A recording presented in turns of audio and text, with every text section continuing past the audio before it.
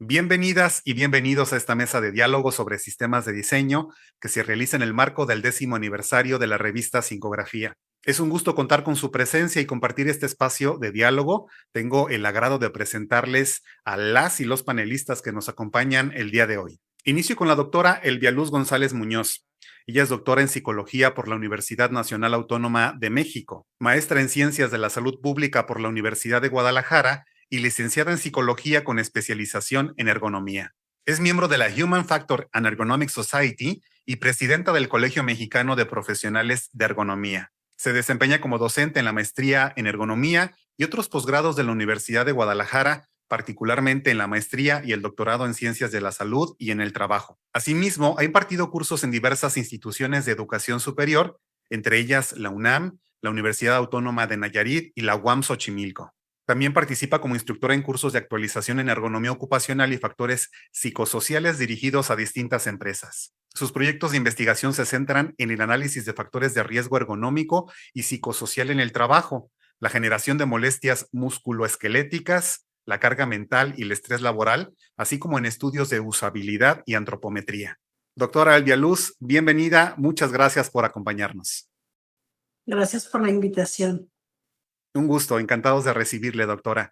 Continuamos con la doctora Mónica Georgina Avelar Briviesca. Ella es docente de la Universidad de Guadalajara y se ha desempeñado en la formación de diseñadores industriales, de modas, gráficos y mercadólogos. A lo largo de su trayectoria ha participado en distintos grupos académicos, como el de la maestría en diseño de información y comunicación digital, así como en redes de investigación que han ampliado su perspectiva como diseñadora gráfica. Desde esta experiencia contribuye a la comunidad científica y estudiantil mediante la docencia y la investigación, impulsando proyectos de investigación aplicada orientados a problemáticas de interés social en el ámbito local y nacional. Su trabajo se alinea con los objetivos de desarrollo sostenible, particularmente el ODS 8, trabajo decente y crecimiento económico, el 9, industria, innovación e infraestructura, y el 10, reducción de las desigualdades. En 2023 integró el cuerpo académico UDG 1196, diseño gráfico y procesos educativos, donde ha tenido la oportunidad de colaborar en diversas investigaciones relacionadas con la enseñanza del diseño. Doctora Mónica, bienvenida. Gracias por acompañarnos. Gracias a ustedes por la invitación. Un gusto recibirle, doctora. Continuamos ahora con el doctor Gerardo Luna Girón. Él es candidato al Sistema Nacional de Investigadores y cuenta con el reconocimiento PRODEP. Es profesor investigador de tiempo completo en el Colegio de Diseño Gráfico de la Facultad de Arquitectura de la Benemérita Universidad Autónoma de Puebla, donde además es líder del cuerpo académico Diseño de Información y Representación Visual. También forma parte del núcleo base de la maestría en Estudios y Producción de la Imagen y de la especialidad en Comunicación de la Ciencia en la misma institución. Es doctor en Educación de las Ciencias, Ingenierías y Tecnologías por la UTLAB y doctor en Artes y Diseño por la UNAM. Su trabajo académico se especializa en el diseño de información, particularmente en la comunicación visual de la ciencia. Su línea de investigación se centra en el estudio de la comunicación visual de la información a través de la narrativa. Doctor Gerardo, qué gusto recibirle. Gracias por acompañarnos. Bienvenido. Hola, muchas gracias. Encantado de estar aquí. Pues muchas gracias por aceptar la invitación y por formar parte de esta mesa. Como su nombre lo sugiere, buscamos propiciar un espacio de diálogo a partir de algunas preguntas que les voy a ir planteando a cada uno de ustedes. Por favor, siéntanse en la libertad de tomar la palabra si desean agregar algún comentario al respecto. Si les parece, iniciemos con la primera pregunta.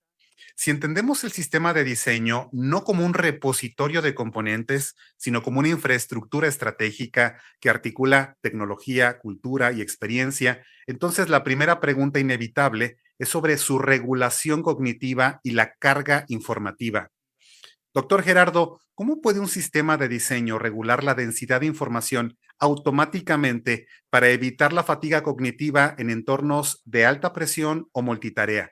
¿Qué nos puedes compartir, doctor? Hola. Bueno, primero, nuevamente saludo a la audiencia y aquí a las panelistas, gente muy interesante. Agradezco a la Universidad de Guadalajara, a la revista Sincografía y especialmente a la doctora Cintia Lizeth Hurtado Espinosa por la invitación. Y bueno, maestro Tony, para pasar a esto, para resolver y para ayudar a dar una luz sobre este tema, primero creo que voy a ir separando las partes de la pregunta para ir entendiendo. Primero, ¿qué es un sistema de diseño? Bueno, entender lo que es un sistema, bien decías, es una infraestructura. ¿Y qué significa una infraestructura? Que es un conjunto de objetos, de elementos, o de partes que van a interactuar entre ellas y va a tener un objetivo en común, nos va a llevar hacia algún lugar. En ese sentido, trayéndolos hacia el ambiente de diseño, porque es un sistema de diseño, vamos a pensar que es una red de comunicación. Y llevándolo más a, bueno, hacia mi área de experiencia, en ese sentido, al ser una red de comunicación, se tiene que convertir en un conjunto de estrategias de comunicación visual. Entonces, ¿qué significa esto? Bueno, vemos la otra parte, que es la densidad de información. Para mí, la densidad de información es este conjunto de datos, pero que está caracterizado por lo siguiente. Primero, porque hay una cantidad de información. La densidad de información está relacionado con cantidad, pero también está relacionado con la calidad de información que tiene esas cantidades de información. Y eso lleva entonces al sistema. ¿Qué pasa con un sistema que maneja una densidad de información? Que va a tener dos características. La primera es que va a tener una cantidad de tareas a realizar. El sistema va a pedir al usuario que haga algo, esos van a ser tareas que va a estar resolviendo el usuario o con la información con la que va a estar interactuando en esta red de comunicación.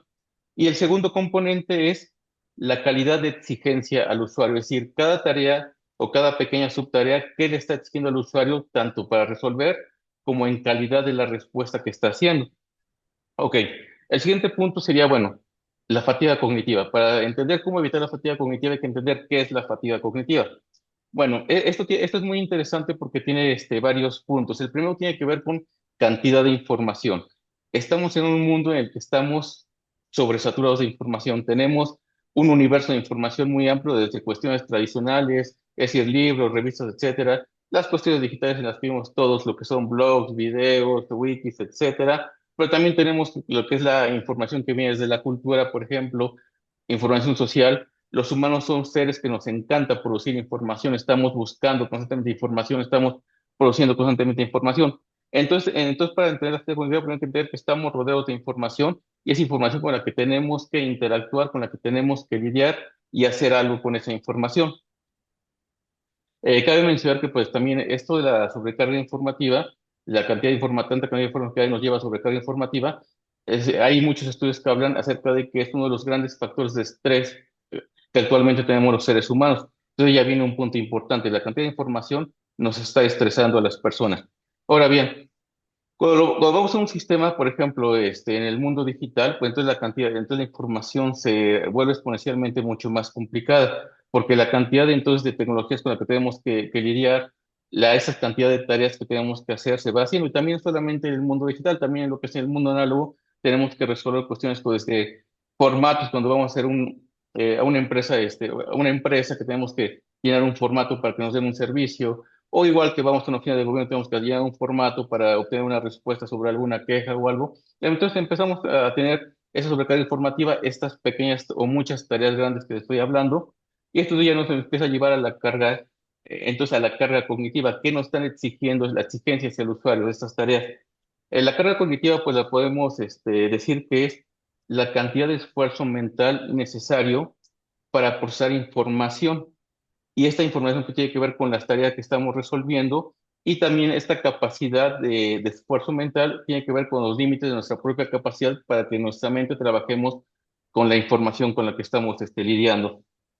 Entonces, lo que es la fatiga cognitiva, pues al final de cuentas esto va a ser un estado mental, que es un estado mental hasta cierto punto subjetivo porque depende de nuestras capacidades y nos lleva a cuestiones como cansancio, a un deterioro de la rapidez con la que procesamos información, nos lleva a una falta de energía, nos lleva a una falta de concentración para hacer las tareas. Es decir, al final de cuentas tiene que ver con, con una reducción de la capacidad para pensar, que pues una cosa muy importante cuando nos encontramos en un sistema que tiene mucha información, el pensar qué hacemos con esa información, cómo lidiamos con la información y qué podemos obtener para hacer nuestras tareas. Ok, entonces, ¿y cuál es el problema de eso? Bueno, al final de cuentas, la carga cognitiva que lleva a una fatiga cognitiva aumenta exponencialmente el riesgo del error. Y es una de las grandes cosas, sobre todo en sistemas que son de alta presión. Vamos a hablar, por ejemplo, en cuestiones médicas o en cuestiones de pronto en industrias, por ejemplo, la industria automotriz, el de pronto tener esta fatiga mental, esta carga cognitiva, aumenta exponencialmente la capacidad de que erremos y que se produzca un accidente. Y este es un gran problema humano que tenemos que lidiar.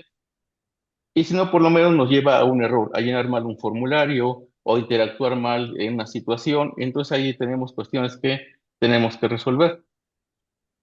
Ok, entonces como decía, las causas para la fatiga cognitiva son muchas, pero al final también tienen que ver con dos cosas. Una, con nosotros, con nuestra propia personalidad y las herramientas que tenemos, y por otro, lo que el sistema nos está presentando. Vamos a ver ahí con una relación con el usuario. No hay una interacción entre un sistema y el usuario, entonces el sistema que me presenta, yo qué herramientas tengo para resolver lo que me está presentando. Y entonces para cerrar esta parte, imagínate toda la cantidad de procesos cognitivos que están involucrados. Está la memoria, está la atención, nuestra capacidad de evaluar, eso también el establecer objetivos, la resolución de metas, la toma de decisiones y qué información nosotros damos al sistema también. Entonces, verás, hay muchas cosas que están relacionadas acá. Ok, y ya paso a la última parte. Entonces, ¿cómo el sistema puede evitar la fatiga? Bueno, para evitar la fatiga, entonces tenemos que lidiar en primer lugar con la raíz, que es la sobrecarga de la información, por ejemplo.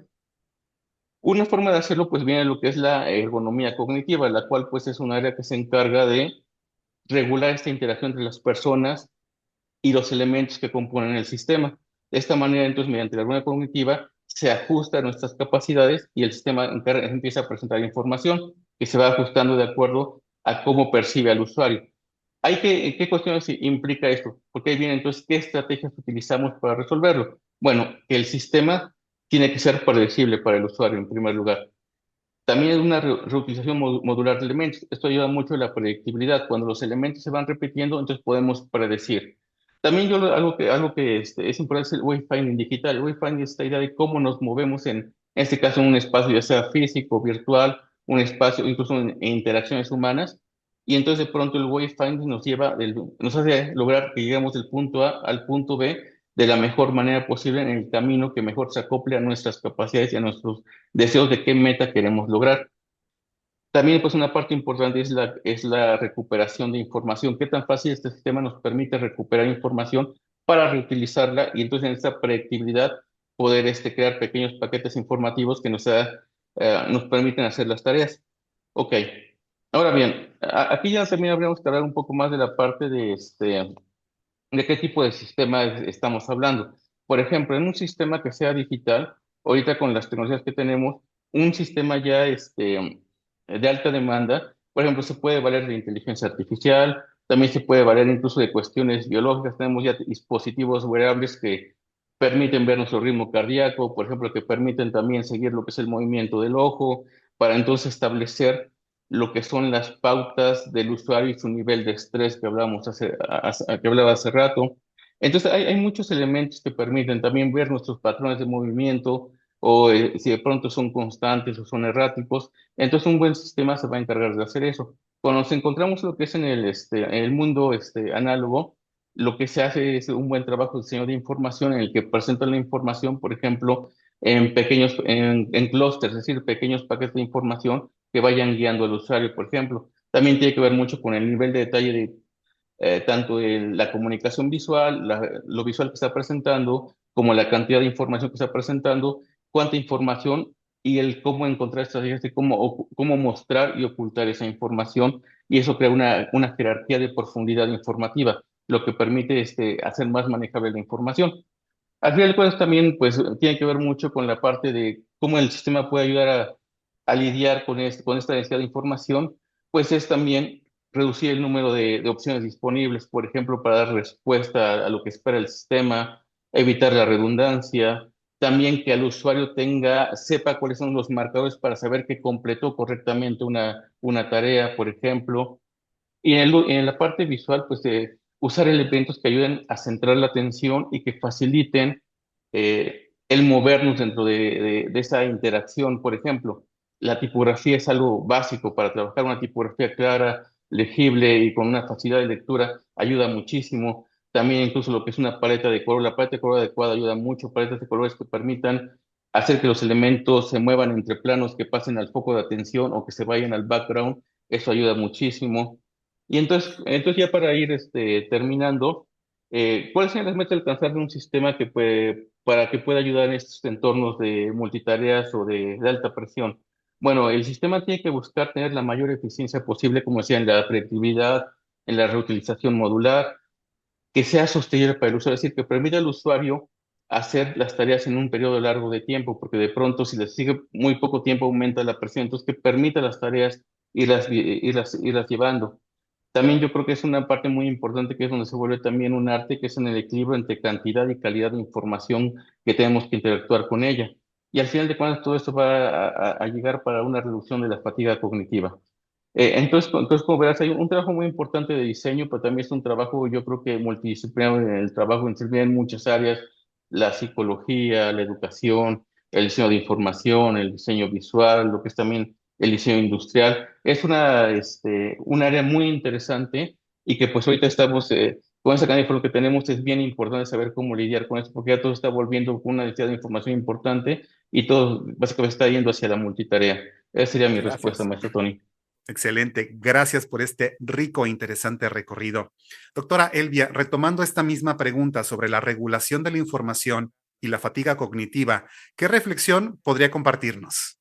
Escuchando al doctor Gerardo, todos estos elementos que nos compartía, creo que hay un elemento que viene justamente desde la ergonomía cognitiva que es muy importante que como diseñadores no se pierda de vista. Eh, Hay una teoría que se llama la teoría de los recursos múltiples. Esta teoría lo que nos dice es que todos los seres humanos tenemos precisamente recursos cognitivos que pueden entrar en juego al mismo tiempo. Sin embargo, estos recursos, cuando se diseña un sistema, hay que tratar de que no compitan entre sí, sino que se complementen los recursos que nosotros podemos estar utilizando.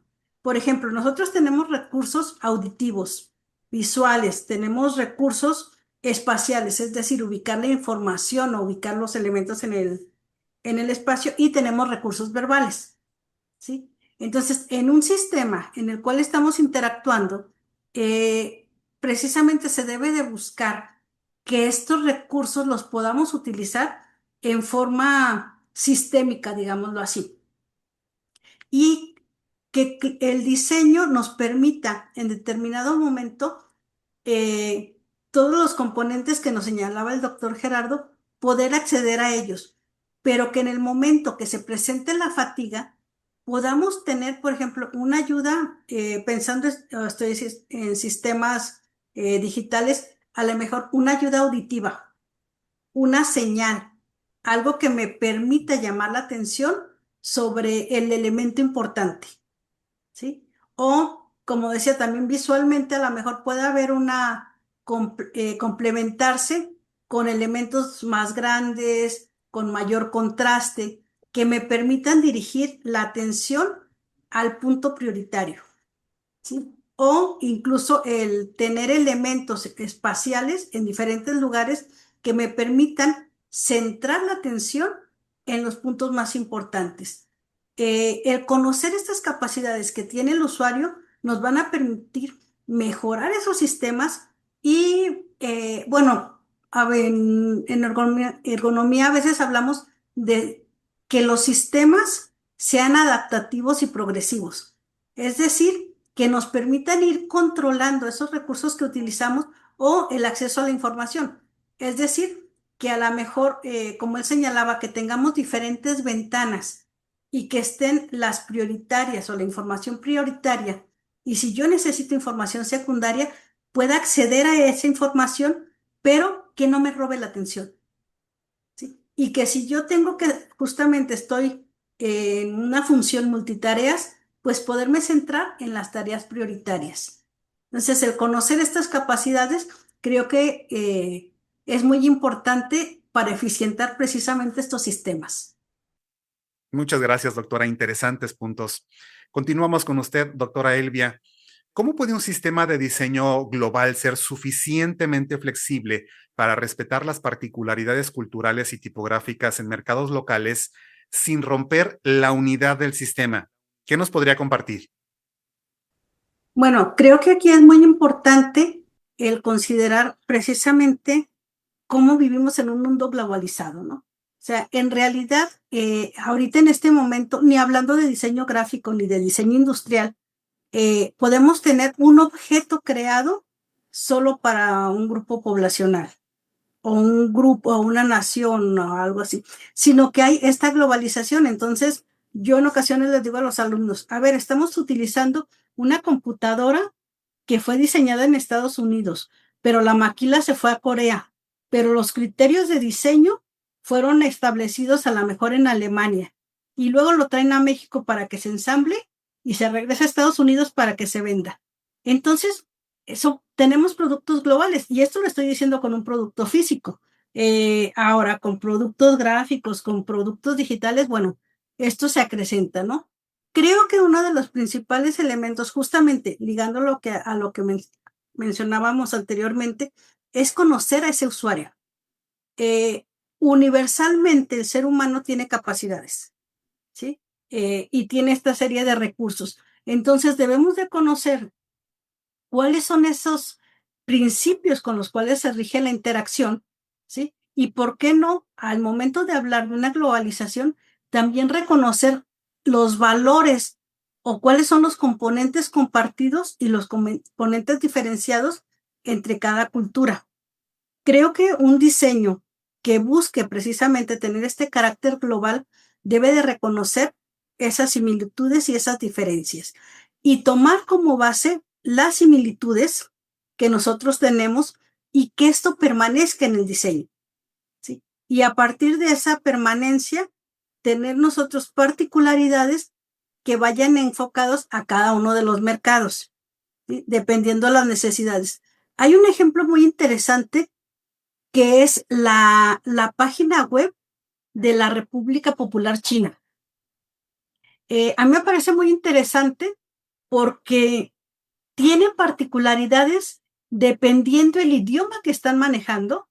O sea, cuando tú entras a esa página puedes encontrar español, francés, inglés, 3 o 4 que no los puedo identificar, que deben de ser chino, mandarín y otras cosas así que mi capacidad no da, pero en cada una de ellas cambia el formato. Es decir, mantienen, digamos así, la información vigente, pero sin embargo, mantienen colores, mantienen tipografías, pero sin embargo, la prioridad que se le da a cierta información cambia. Y bueno, no sé chino, pero veo las fotografías y entonces la prioridad que le dan a ciertos temas depende de a cuál es la población a la cual está dirigida. Incluso de la distribución de esa información o el acomodo de la información. Entonces, creo que esta es una de esas características que debe de ser, esta característica de diseño global debe ser un diseño, digámoslo así, inteligente, que justamente adopte esta modularidad en que yo pueda priorizar dependiendo a qué grupo está dirigido. Y también cuáles son las prioridades para ese grupo, ¿sí? Que tenga esta característica de ser multiescritura, es decir, dependiendo que lo puedas, que lo podamos accesar globalmente y también que haya esa especificidad en el diseño, ¿sí? Es decir, por ejemplo, esta página que yo les mencionaba, ellos mantienen los mismos colores, la misma paleta de colores. Cambian el diseño, pero mantienen ahora sí que los colores oficiales de la República Popular China, ¿no? Por decir algo. Entonces creo que esos son un elemento que permite mantener ese carácter global, pero permite mantener esa identidad, sea de una marca, sea en este caso una marca de un país o un producto, una universidad, que permite el acceso a todo el mundo. Muchas gracias, doctora, y gracias por ilustrarlo con ese gran ejemplo, muy buen ejemplo. Doctora Mónica, retomando esta idea del equilibrio entre lo global y las particularidades culturales, ¿qué le gustaría agregar? Pues me parece que el ejemplo de la doctora Elvia estuvo bastante claro como lo mencionas. Y aquí a mí me gustaría, bueno, en experiencia, el sistema como lo maneja Dubái, por ejemplo, que es un país, digo, bastante distante, igual que el ejemplo de la doctora Elvia. Allá ellos por legislación manejan, por ejemplo, en la señalización, que se establezca el inglés y el propio del lugar. Me parece que es árabe, la verdad, lo desconozco. Entonces, cuando uno está transitando la ciudad, se puede encontrar que toda la señalización en toda la ciudad, no solo en las zonas turísticas, de verdad están duplicada la información. O sea, básicamente tienen la información en inglés y la información en su idioma. Entonces, aquí, pues me parece que es un ejemplo en lo analógico a lo que mencionaba la doctora Luz. Y aquí, precisamente, voy a retomar lo que, por ejemplo, John Tahara, que es un filósofo que se ha dedicado mucho como a estudiar la parte de los sistemas, él establece que hay unas reglas que nosotros deberíamos como de considerar o de tomar en cuenta, que es siempre, y lo dijo también la doctora Elvia, el conocer a nuestros usuarios, quién lo va a utilizar, el entender qué es lo que ellos requieren y que no dejemos como al lugar de ninguna duda lo que nosotros queremos presentar para ellos. En el caso del ejemplo que yo mencionaba de Dubái, está claro que si llega una persona que no domina un lenguaje árabe o uno que tenga trabajo más con ideogramas, como en el caso del chino, pues tendrán que establecer la manera de hacerle llegar la información en otro idioma que sea como, pues ahora sí que digamos que el global, en este caso ellos decidieron que fuera el inglés. Entonces, pues establecer que existe una duda y tratar de corregirla en función, sí, propiamente del usuario, que tenemos que trabajar para personas reales y no establecer que los grupos de personas son ahora sí que lo global, uno solo, sino que ver que cada uno tiene sus propias condiciones y sus propias limitaciones incluso, y que con ellas es con las que vamos a trabajar. Entonces, él menciona, John Tahara, que es muy importante sentarnos con cada persona, igual como para saber qué es lo que necesitan y tratar, sí, bueno, de unificarlo y pues de establecer esta parte global que mencionaban. Hay que respetar lo que se encuentra en los lugares, no llegar a tratar de imponer o de poner nada nuevo si no conocemos su cultura.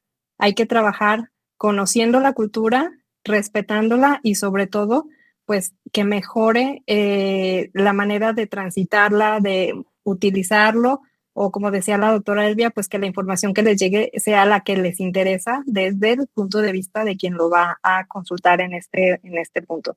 Y sobre todo mencionaba hacer más fuerte a las personas, que las personas que habitan la comunidad, la localidad, sean ellas las que determinen qué es lo que nosotros les vamos a dar. Entonces, aquí la parte, supongo que de lo global tendrá que ver con estas normas que ya están establecidas y que son normativas universales y que son las que nos van a dar también esa pauta de hacia dónde vamos, respetando los códigos universales y después enfocándonos en los códigos ya personales de cada lugar y cultural. Entonces es como tener la claridad de hasta dónde lo universal puede llegar y presentar reglas y en qué momento vamos a tener que parar porque vamos a tener que respetar al entorno, el contexto en el que en el que estamos trabajando. Y pues adquirir un compromiso, perdón, a largo plazo, porque estos sistemas no son de ya vine, ya dije cómo se iban a hacer y ya los puse, sino que me tengo que quedar a seguir, a darle un seguimiento, saber que las cosas van a funcionar y que no solo voy a llegar y las voy a implementar y me voy a retirar, sino que tiene que haber un seguimiento para seguir haciendo adecuaciones y que las cosas sigan funcionando. Y de esta forma lo que hacemos es trabajar sistemas completos. Otro ejemplo que espero que sea también muy bueno es el de las papeleras que pusieron acá en Guadalajara, que si las han visto, rumbo al Quad, hay varias de estas papeleras. El sistema se supone que es el camión de la basura, ya no pasa a tu casa y recoge la basura casa por casa, sino que las personas tenemos que ir a esa papelera y tiramos los residuos orgánicos en una, los de papel en otra y los reciclados en otra. Más o menos así funciona. La gente ahora va y pone su basura en esos contenedores. Si el sistema funciona, entonces esos contenedores se están limpiando continuamente. Entonces, es una idea que trajeron de otro país, la trajeron a Guadalajara y tal vez en Guadalajara no ha funcionado en su totalidad porque una pieza del sistema no está funcionando. Entonces, esta parte de lo global lo podemos implementar, pero entonces me está faltando una piecita del sistema que es la que probablemente atiende al contexto y en qué momento está pasando la frecuencia o con qué frecuencia está pasando el camión de la basura a recoger los residuos, que haría que el sistema funcionara. Entonces, aquí es, ahora sí, centrarse en lo local, adecuarlo a lo local con una idea probablemente muy global. Entonces, creo que es el sí establecer los sistemas, comprometernos a que ellos funcionen y a no llegar y dejarlos e irnos, sino a quedarnos y comprometernos a que sigan funcionando. Gracias. Gracias, doctora Mónica. Excelentes ejemplos, muy buenos ejemplos para ilustrar estas ideas. Ahora, ¿de qué manera el sistema de diseño puede unificar la morfología de las piezas de diseño industrial con la gráfica, asegurando que el uso físico del objeto sea tan intuitivo como la navegación de su interfaz digital? ¿Qué nos podría compartir? Aquí creo que incluso el doctor Gerardo Luna de algo mencionó cuando él estaba hablándonos de los sistemas, porque digo, yo lo diría como un poquito más básico, pero yo me iría a los fundamentos del diseño o a los principios del diseño que también la doctora Elvia los mencionaba, porque sí, precisamente si nosotros utilizamos esos principios de diseño, podemos hacer que las personas tengan la información de manera más clara. Y aquí me voy a atrever a hablar también de los códigos universales, porque en este caso tenemos formas que ya las reconocemos y que nos pueden dar de alguna manera una llamada de alerta, que también lo decía la doctora Elvia. Entonces, si tenemos un triángulo pintado de amarillo, creo que lo vemos en una vía y todos sabemos que me está dando una alerta sobre el peligro. Entonces, tengo la combinación de una forma con un color y hago este contraste entre figuras y colores y eso ya me está dando una información para que yo pueda interpretarla. Entonces, aquí en la teoría de los objetos de Abraham Moles, lo que él nos habla es que tiene que haber un sistema donde los objetos conecten la parte morfológica, que es propiamente de la forma, lo que tiene que ver con la sintaxis de los datos, que es qué es lo que me está diciendo esa señal con el color o con la forma, las semánticas que incluirán ya ahí alguna interacción con lenguaje, la simbología social y pues más allá de lo que me pueda dar este objeto.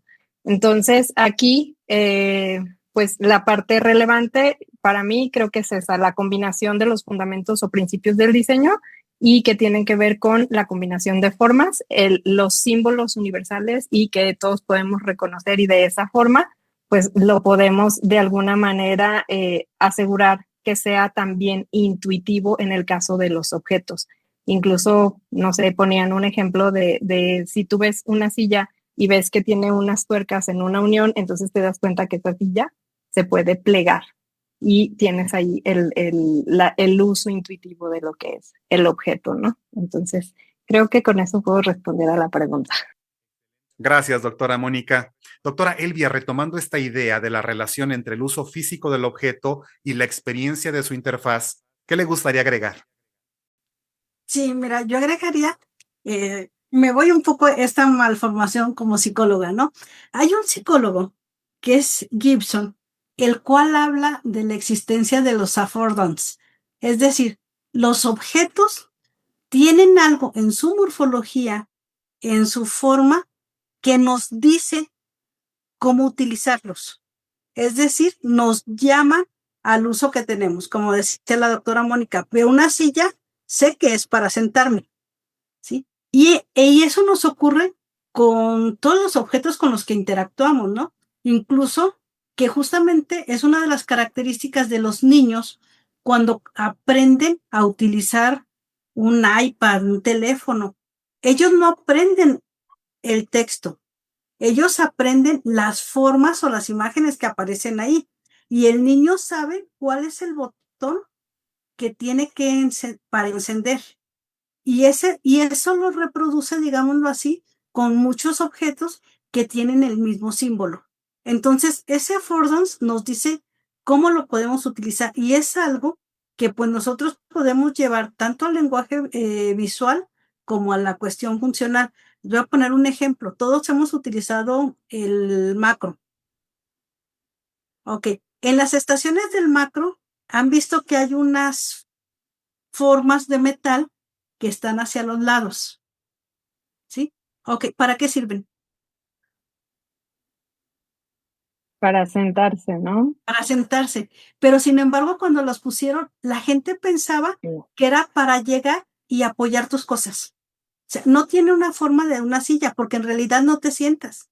O sea, lo que sirve es para recargarte y tiene la forma de los glúteos, pero no es una forma que nosotros tuviéramos, digamos, incorporada en nuestra cognición.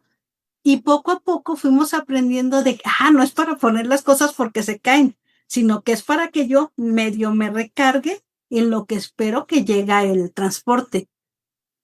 Esto, pues lo vivimos en todos los contextos en los cuales se aplica el diseño, ¿no? Y es una de las herramientas que nos facilita el aprendizaje y nos facilita el uso de todos los sistemas en los cuales interactuamos.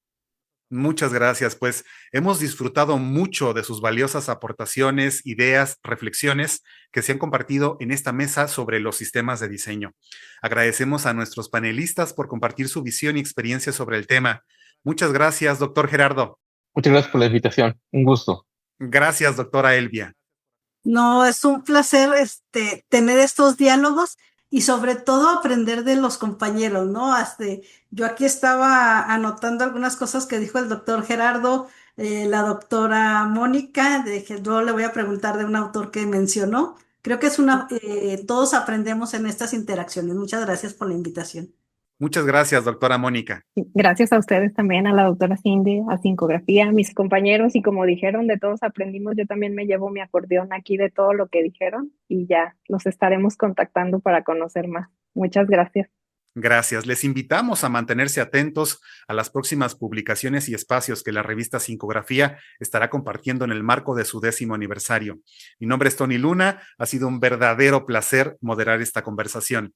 Gracias por acompañarnos. Hasta pronto. Gracias.